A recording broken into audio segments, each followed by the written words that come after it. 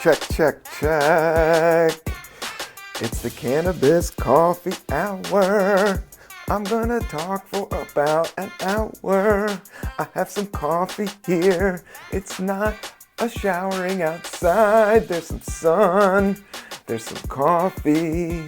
I have some work to do, but I wanted to make sure I got this podcast out for you. Cause I love doing it, love talking to myself, love doing this with somebody else. Sometimes I have a guest, sometimes it's just me. But let me tell you, I'm gonna keep it simple. 1, 2, 3. I have a cup of coffee. I nibbled on a little bit of an edible. That's my new move. I'm doing a lot more microdosing and some major dosing too.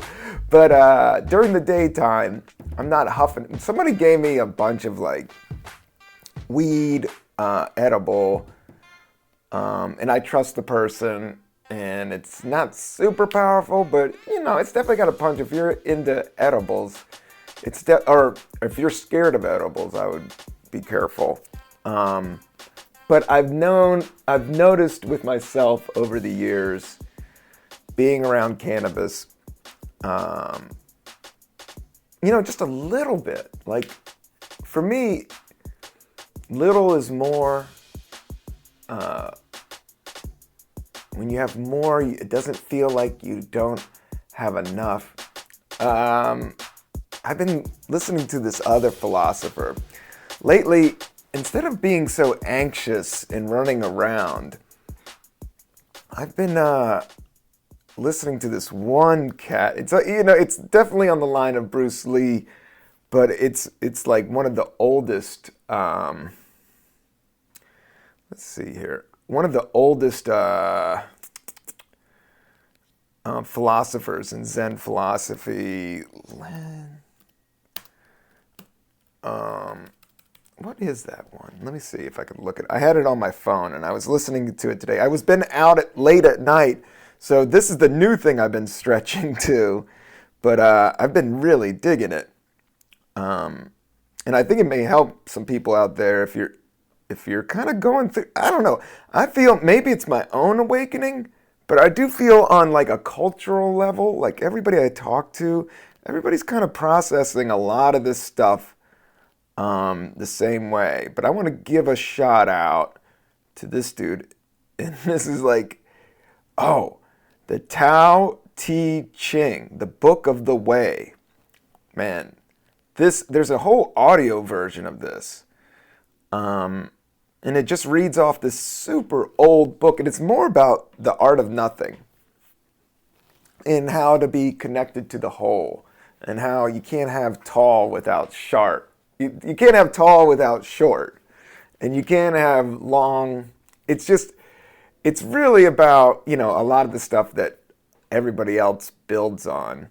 But I think just taking, lessons from all of these people that have lived all these different types of lives and just kind of let it work with you. But that's what I've been working on. It's more not being anxious. It's more about, a lot of it is just it's more about letting the universe play out. And the art of doing nothing, meaning that whole idea of Zen philosophy of non-attachment. But the thing is talking about it kind of ruins it. I don't know. So I don't want to go way too deep on this podcast about it. I'd rather just try to use, some of the philosophies in my life. And that's kind of what I've been doing on stage. I want to give a shout out. I did a show on Tuesday, and a listener of the podcast and a fan of my stand-up came out to this, and I didn't advertise it. It was a 420 show at this place called the Creek in the Cave in Long Island City, and it was a super pot-friendly show. The audience was as high as a kite, and it was late at night, and it's being taped for a release that's going to be coming out on 420. So they had like 7 to 10 comics, but I had to close the show. That was the only thing. So they asked me to do it. So I said, yeah, all right, let's do it. All I have to do is do like 7 to 10 minutes. All I'm doing is recording. If I was a rap artist, I'm recording a Hot 16. I'm just doing a feature track on this album. They had a host. They had a bunch of comedians. It was it was like industry shit. There was some managers involved. There's a label involved. The only thing with these albums is like anybody really can do them. It's more about it's all about the packaging and then the promotion. But these guys have, an invested interest to make this compilation album that's being released right on 420, drawing all of our fans from all different places. But they asked me to close, so I had to go on way late at night. And it wasn't like the most ideal situation because usually with those type of weed shows, like the crowd gets tired and off because everybody's high and it's like a random, and it was like rainy, it was out, but it ended up being just an amazing, amazing, dope show and night. And I had to close and I didn't fight it, It just wasn't the best case scenario, but I didn't fight it. And even my first joke didn't really go over that well, but I didn't fight it. I didn't panic. I kind of just let things happen. And over the next like 10 minutes, like somehow I just found my gear, found my placing, and bam, I had a great set. Everybody involved. I closed out this really difficult show. In terms of technically, it's fun. You think it's going to be fun. It sounds great. It is fun. It is great.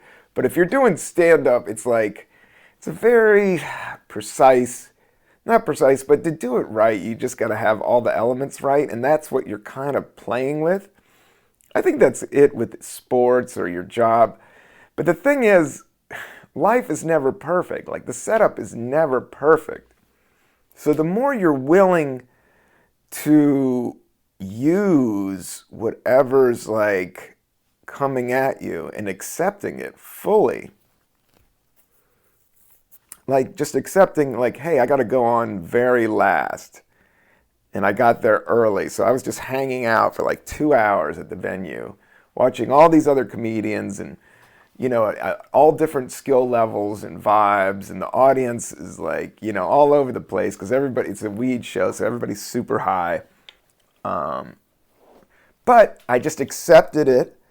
And I've been in this situation before. And, for me, I felt like it was a great success and a lot of fun. And it was. That's what it was. That was exciting. And then last night, I did the same thing.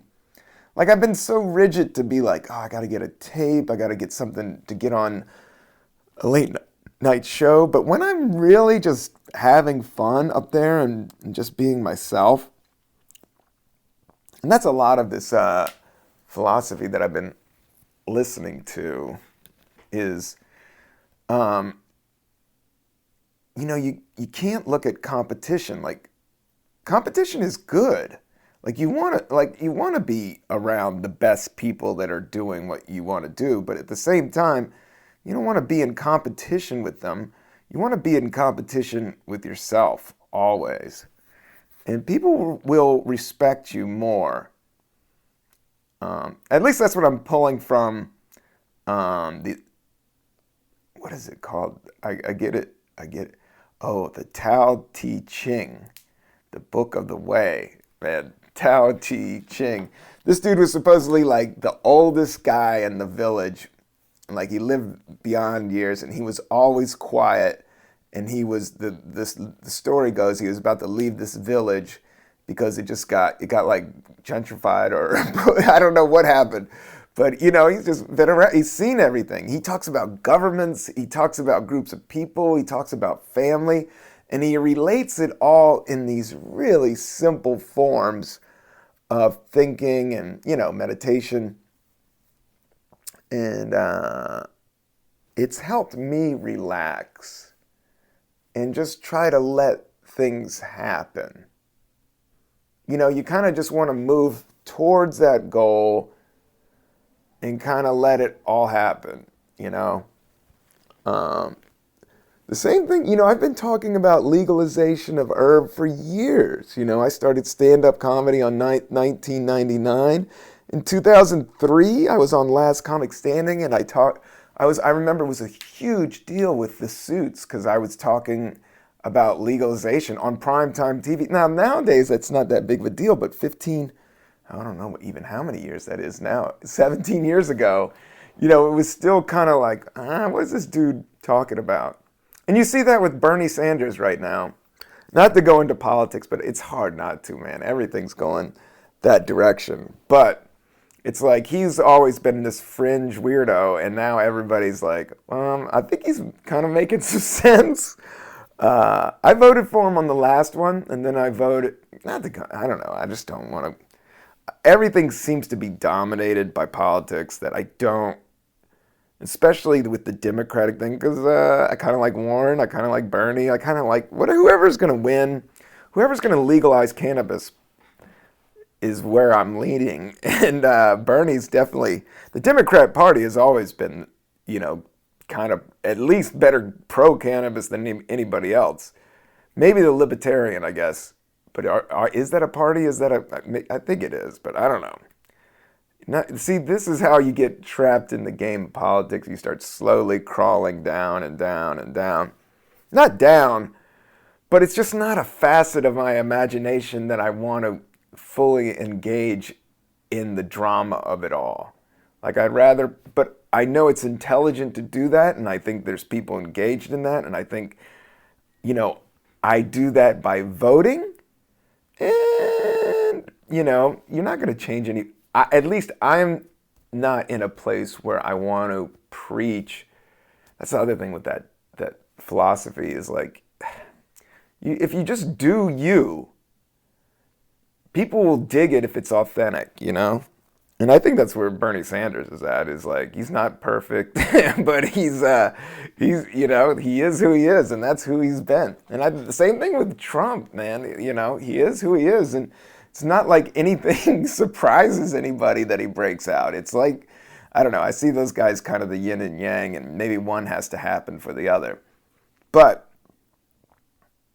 with all this stuff, I'm trying to go back to being grateful to be alive. It's interesting these times. As much as these viruses and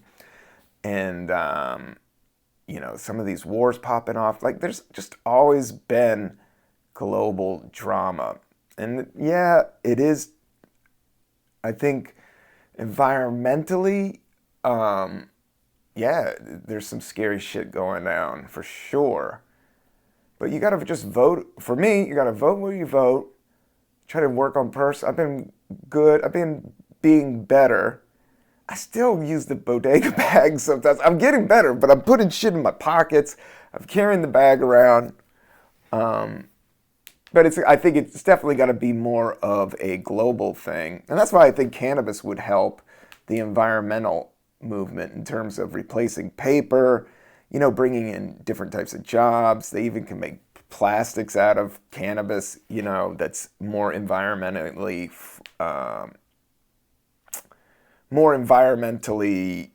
stable and sustainable than regular plastics. I mean, the book, I won't even go through it, but the book, the guy that was 100% ahead of his time was Jack Herrera, who just went through, just his whole book is The Emperor is Not Wearing Clothes. And I got to meet him. He was nice. But he was kind of a rock, all these guys are kind of, everybody he was kind of a rock star in his own thing. He's written some major books. And 1985, he was just ahead of his time. And then he just was always around the cannabis movement, always was around those high times events. But he talks a lot about, Jack Herrera, about the environmental aspects of legalizing cannabis.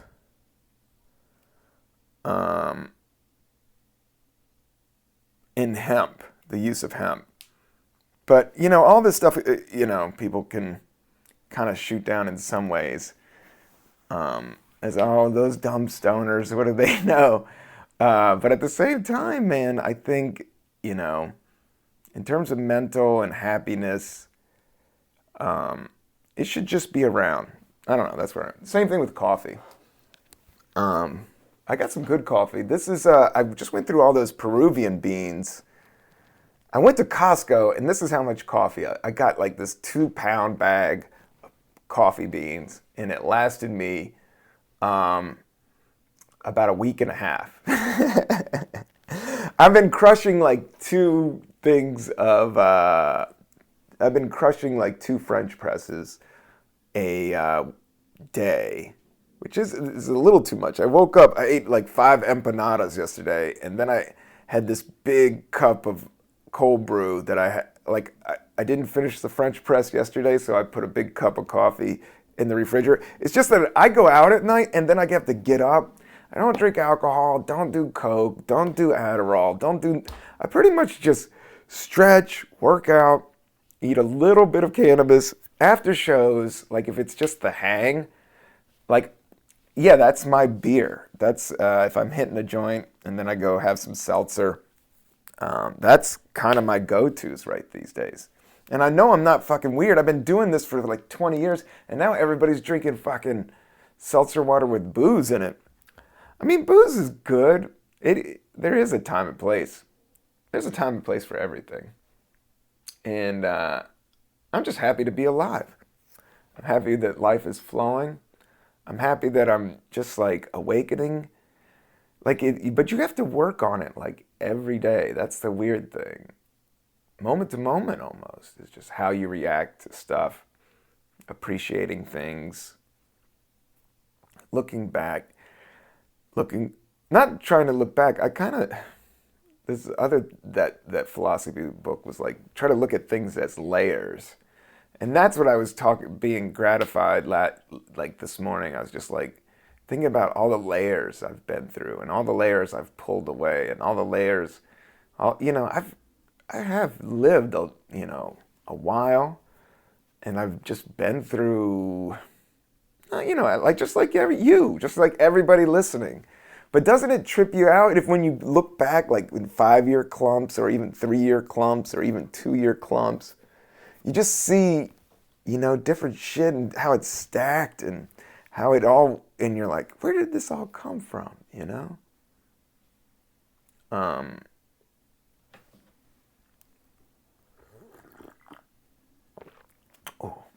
This is Mexican Altura beans. Those Peruvian beans were really good. These are really good. I just powered through that coffee, and then I had to grab some more, so I just went to my grocery store and got the brown bag of the hard beans, crushed it up in the electric zoom, zoom, zoom, zoom, and then French pressed it out. Now I'm rocking a cup of that. Was out late last night, and I had one of the best sets of my life perform. If you're coming out, come out to see me.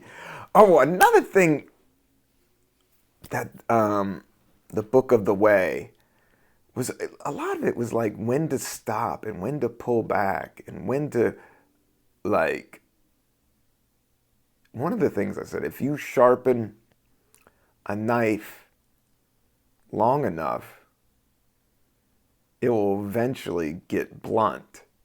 And that made sense to me. Like, if you overdo your art, there's sometimes it's like you should work and then you should drop it and walk away from it. And it's not you. And that's how I feel with my comedy has just always been about me on stage and having as much fun and getting big laughs and trying to do it in a cool and creative way because it's like super saturated, but at the same time being myself.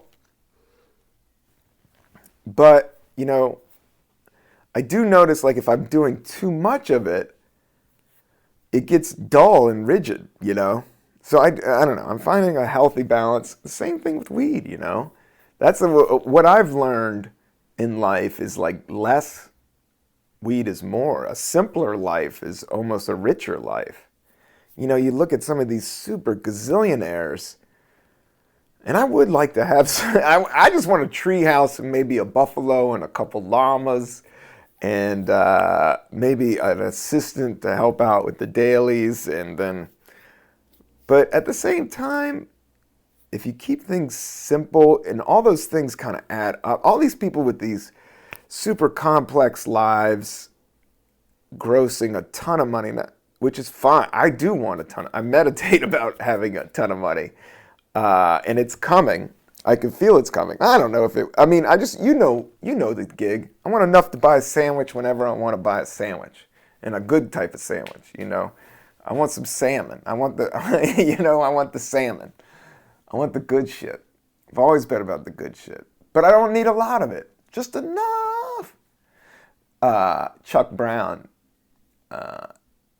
Chuck Brown is if you want to Google something about music, Chuck Brown is DC go-go, Washington DC, where I was born and raised. I did not go to high school in DC. That's my big people call, And then I went to high school in Virginia. In Lynchburg, Virginia.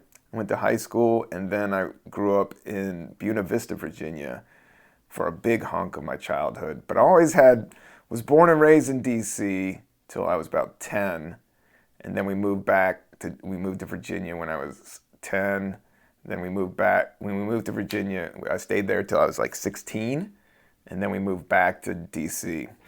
But I always just had go-go and trouble funk. It was just a part of the city. Like when hip-hop popped off, how big hip-hop is. Think about how big hip-hop, that is how big go-go was. It wasn't on mainstream radio. It was just like, if you were into funky-ass beats, you had to listen to some go-go because it was the funkiest, It definitely was. It is some of the funkiest shit out there. It's almost so funky that, I think, yeah. Just people that aren't into the funk it's just too much. But Chuck Brown had, we need money, MasterCard, Visa, American Express. I got no problem with the credit cards, but the cash is the best. But we said, I need money. Talk about money, money, money. Check out that song. Oh, and he just talks about, I don't need a ton of it, I just need enough. I think everybody just wants to have enough. But that's the thing about greed. It's like, there was a cool Richard Pryor. There's a Richard Pryor talking about capitalism, about, just like success is sometimes as dangerous as failure. That's another thing I've been listening to, the Book of the Way. And I've seen that happen with people that have gotten very successful. Shit gets complicated. And keeping it simple is just the key. That's what I love about doing this podcast. I'm literally recording this with a lava mic. I ate a end of a edible, and then I am having some coffee, and I'm having absolutely the time of my life. I really enjoy being alone. I love, not all the time, I love my family, I love people, I love friends, but I'm just not one of those cats that wigs out alone. Like, I could fucking hang with myself for a while, especially when it's cold out, especially when I got podcasts to do and I'm punching up this guy's script. Jordan, this dude, I'm punching up that script you asked me to do. Shout out to you if you're listening. But I'm staying out late, so then I'm not working out as hard. I went to the gym twice, and I tweaked my knee. It's just weird. Like, the balances, you just I gained a little bit of weight, and then I went to the gym, and I tweaked my knee a little bit, and then I got to back off and heal up, and then I got to make sure I'm not eating too many biscuits. I went nuts on these empanadas. I had to get back in my head there for a minute, because I was hungry, and then I got to like 3 o'clock, and I hadn't eaten anything except for my peanut butter banana smoothie in the morning.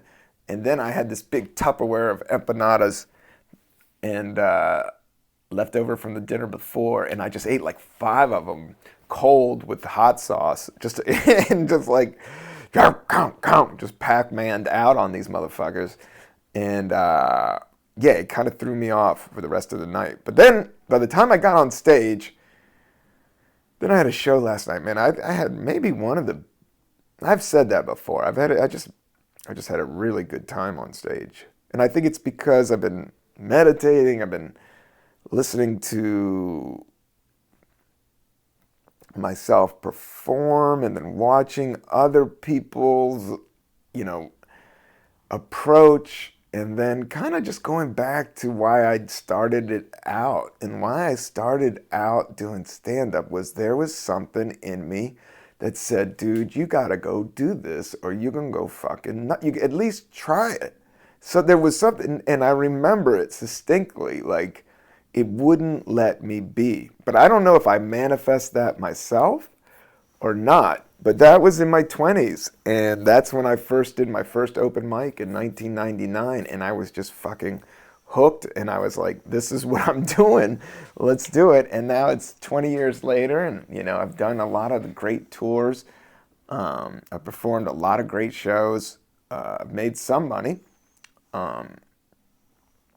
Would like to do movies, would like to just start selling more tickets. So come out to the shows. I'll give some dates up soon. I'm working on a couple big West Coast states that I'll let you know about. I got Santa Cruz tentatively in the books, and then San Francisco. I'm coming back for you here soon, and then I want to get up to Humboldt. I love it up there.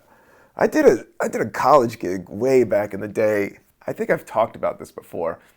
And that's what I love about California. I did Chico State in 2004, and it was me, Sarah Silverman, and Nick. Yeah, I did a college gig with Sarah Silverman, but it was like right up at Humboldt. But I remember I was driving from LA, and Nick Swartzen. Yeah, it was me, Nick Swartzen, and Sarah Silverman at Chico State in 2004. And it was a fun gig, but I remember my car broke down. Like the carburetor just like busted out. And I literally was in a town called Lost Valley in California. It was between San Francisco and LA. If anybody knows that. And it wasn't on Route 1. It was on whatever that other one is, that it's just a straight highway. But it's literally like some crazy shit. Not that it's just a bunch of small little towns. It was a bunch of small little towns. Yeah. Yeah. It's crazy about the internet. You can just look up that gig. That was a major gig, but I just remember like my car busted right on the way there, and I literally had to sleep in my car in front of a garage, like in the middle of this. It was like a barn. Like this dude drove me in his tractor trailer. I had to call AAA, and he drove me. It was a tow truck, and he was like, well, listen, everybody's closed right now. It was like, 1 o'clock. I was going to drive through the night and get up there in the morning was my plan. And then my car broke down in the middle of the night, and the tow truck drove me to a barn that they had a mechanic that got there early in the morning. So that's what happened. I woke up, I slept in my car, but when I woke up, literally a taco truck, one of the best taco trucks with a canopy, was parked like right next to me. And they were serving breakfast burritos. I would never forget how good this somebody had a breakfast burrito the other night. I was at this gig and somebody had a breakfast burrito. I was like, does it have potatoes in it? And he was like, it doesn't. I was like, yeah, you can't have a breakfast. This place, this taco truck, they had horchata and they had potatoes in the breakfast burrito. If you're gonna do a breakfast burrito, that means tortilla, some scrambled eggs, some onions, some salsa, some avocado. You gotta put some potatoes in there, like the hash brown. You gotta get that starchiness. That's the power move. That's what makes it the kablam, kabloom. And that taco truck, and it was like, just a straight up old school California taco truck just opened up there. And I remember eating a breakfast burrito that was slamming, and then the dude fixed my car like in 45 minutes. And I was on my way to the gig, and I made the gig, and I made the day. And it was stressful because I didn't, that was like one of the bigger gigs I had at that time. And I was going to make rent and all of that because of it. But for a minute there, I thought I was going to miss out on the gig because my car broke down in the middle of nowhere and I didn't know what to do. But the universe has a way. And that was just one of those times that I felt the way. And the less you get nervous, it's such a trick, man. It's such a trick not to get nervous about it all. Because life is overwhelming. It's all so overwhelming. All the bills and lives and personalities and your personal health and coronaviruses and pop culture, and, coffee. There's a lot going on. I just want to make sure we're still recording. Oh, yeah, we're doing great. MasterCard, Visa. And then I've been listening to, so I got this 420 album coming out it's just a couple tracks. I did like 3 or 4 jokes. I did some shit that I wasn't going to do. I kind of lived in the moment. It was a weird crowd, but also cool, and they were stoned, and everybody else was doing kind of different. I just went oddball, and then I told the story of me being arrested in 2007 in New York when I had to do 3 nights in the Tombs for a half a roach. That's a true story. That's a true fucking story. I did, and I'm normal. That's like 50%. Anybody that's kind of normal, somebody that, kind of drinks beers after work and kind of smokes pot, they all have that story. Like 1 out of every other person has that story. Like New York has never been a pro-weed town. People do smoke weed, but it's such a hustle town that it goes kind of against the San Francisco. Now that's a great weed town. California is in general, but there's a darkness to California. There's a darkness in everything. There's a lightness and dark. That's the book of the way, and that's why it's saying more. Don't judge it. Experience it.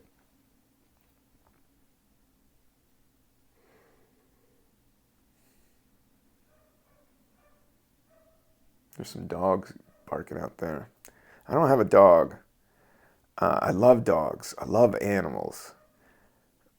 Getting a purebred dog always seemed a little bit weird, but if I was going to get one, I'd like a boxer or a Burmese mountain dog. I like the colors on those things. I like those guys. But the thing about dogs is picking up shit, man. Which I don't mind. And there's a zenness to picking up shit. There really is to that, to picking up like dog shit on the ground. Like if you're a dog owner in New York, you definitely learn to zen it out picking up some dog shit. Because today there was like this cute dog. I was walking and I was like, but it was cold. It was in the morning, and it just took the nastiest shit right in front of everybody. There was a bunch of people on the sidewalk, and this nice lady just went down with her fucking plastic bag, with her bodega bag. But now they're going to become biodegradable. But that was the one thing you could recycle bodega bags with, is picking up dog shit. You didn't feel as bad. You're like, at least I'm using this for something. But not really, because you're just wrapping something. Shit is part of the earth. It is pretty just nutrients and dirt and, everything that we're made, kind of run through our stomach lining and then comes out the end. So it's just getting burned up with all that crazy stomach acid that we have in our stomach. The whole process of being a human, like eating, then the food going down to your stomach, riding along this fucking crazy system of intestines with all these different fucking acids and shit, breaking everything down, creating that to make energy, and then you shit out, the food. It's pretty fucking fascinating. But it's all biodegradable. But the only thing, if you shit, things get funky. The shit's got to go somewhere. It's just got to go to a landfill, or I don't know. We could talk about that process all day long. But I was just thinking about sustainability a lot lately and the planet, and this global warming shit's fucking popping off. I don't know. It is. That's the only thing is that I've been to Alaska. And if you go up to Alaska, I mean, there's like the most red, like Republican dudes that are from there, the most redneck dudes, but they'll tell you like that side of the glacier was never brown. Like that's just a fact. Eventually, that shit, we got to take care of that shit. But I do think things happen and then other stuff opens up because of those things. A lot of that's the way, almost just trying to experience it, but also feeling in yourself, what can I do at the right time? Oh, man.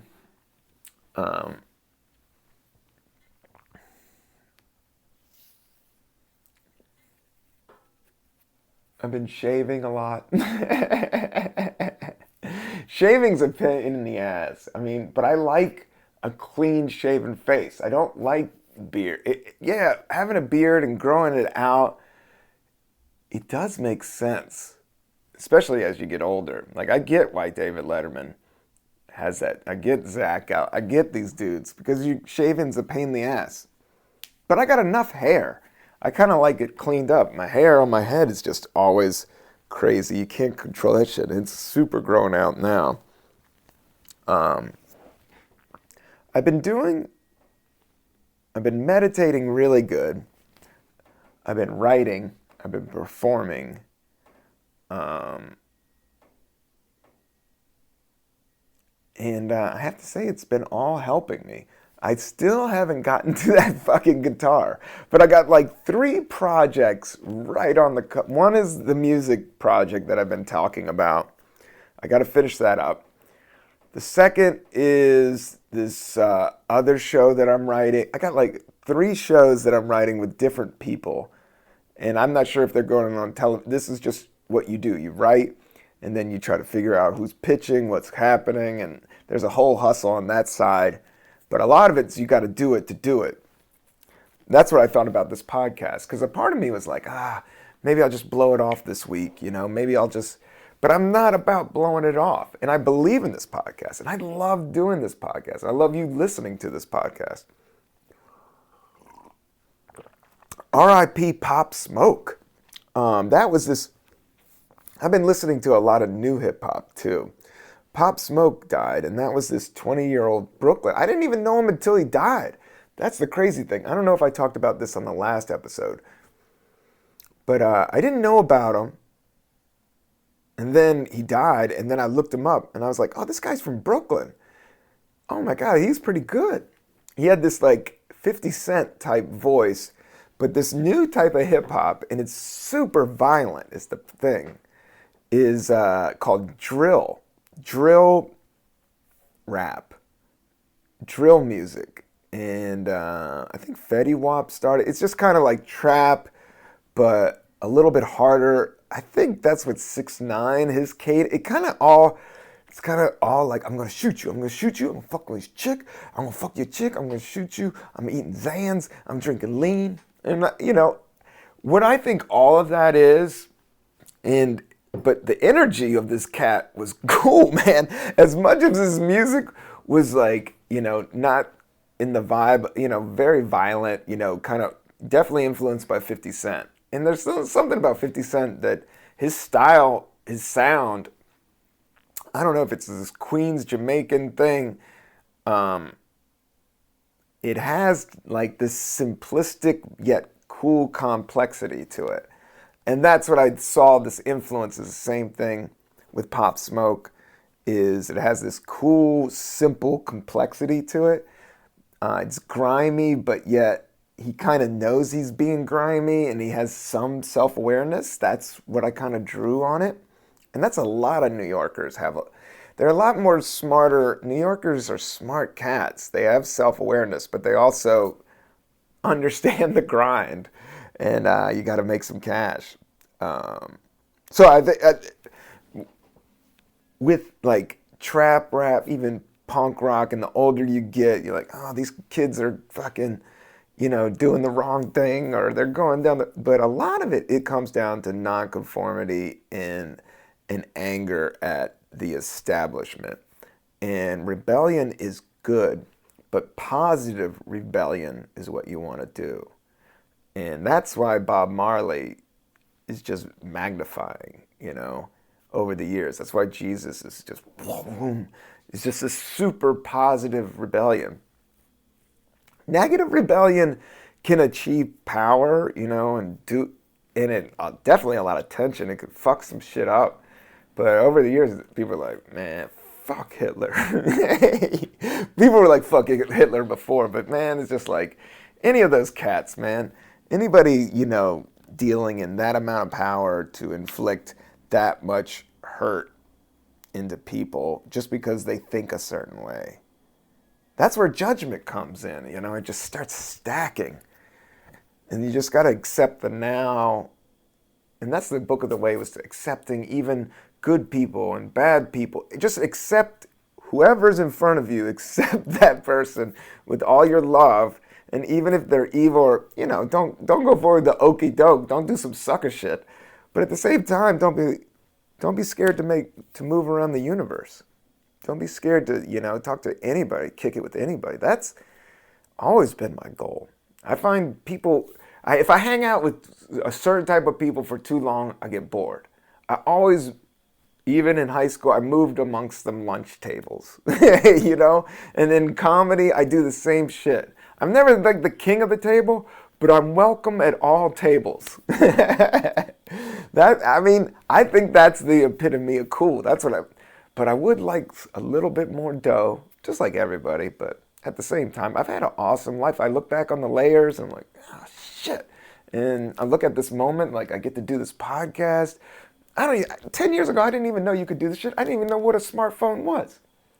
But now I'm making beats. I'm releasing another music album. I was on a television show. It's all happening. It's all manifesting. But I also am, I do think being a rebel is great. But you see it now a lot.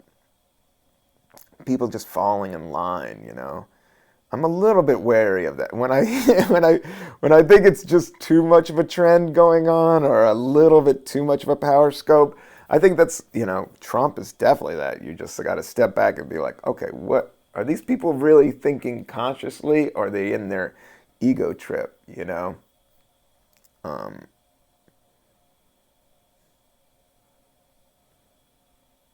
But I have been meditating 20 minutes in a row. I do find great solace in that. And I've been doing my Tibetan, the 5 rites. But I've been mixing that up a little bit. Because I tweaked my knee. And one of the things is you got to be on your knees and open up your chest. And I was like, I don't know. I went back to my old school, open up my breast. There's a move where you sit on your knees and you go all the way back. And it's literally opening up your heart. A lot of it's opening your heart. When you have an open heart, it doesn't mean you have to be a sucker for some bullshit. It just means that you're fucking not afraid to be yourself and you're 100% in the moment. And that is the hardest and easiest thing all at the same time. That's the trip, man. That is the trip. And I think cannabis does help you get there. But if it's not working with what you're working with, then step away, my man, or girl, or whatever. Feel whatever you're feeling right now, and then do that. But there was a part of me that I was like, should I do this podcast? But I do believe in practice. And these podcasts are, my practicing talking, practicing philosophizing, drinking coffee, being funny. Letting whatever's going to happen is going to happen. There's the radiator acting up again. It's not acting up. Right now I'm dealing with a dishwasher. We got a dishwasher, but it's fucking break it down. I've been Googling and I even did the YouTube. I had the tutorial. I went through all of it, almost got it fixed, and it's still, if it's not one thing, it's the other. And that's why you can't really trip that hard. Because, there's always going to be things jumping around. In terms of I got to a safe place. That's the weird thing. Is that I think peace is up ahead. And that's what I'm trying to concentrate on, is just finding peace in my heart right now, you know. I got this awesome peppermint, herb farm moisturizing lip balm. There's no weed in this, but it's one of my favorite ones. You can't diss on lavender, even though as feminine as it might be, man. It does calm your soul. That's the one thing. If you have some lavender, it can calm your anxiousness. It's nice to have it, if you're a writer and you're always hustling, it's nice to have a little bit of a lavender lip therapy close by. But I hope everybody's being cool. Hope you're being healthy.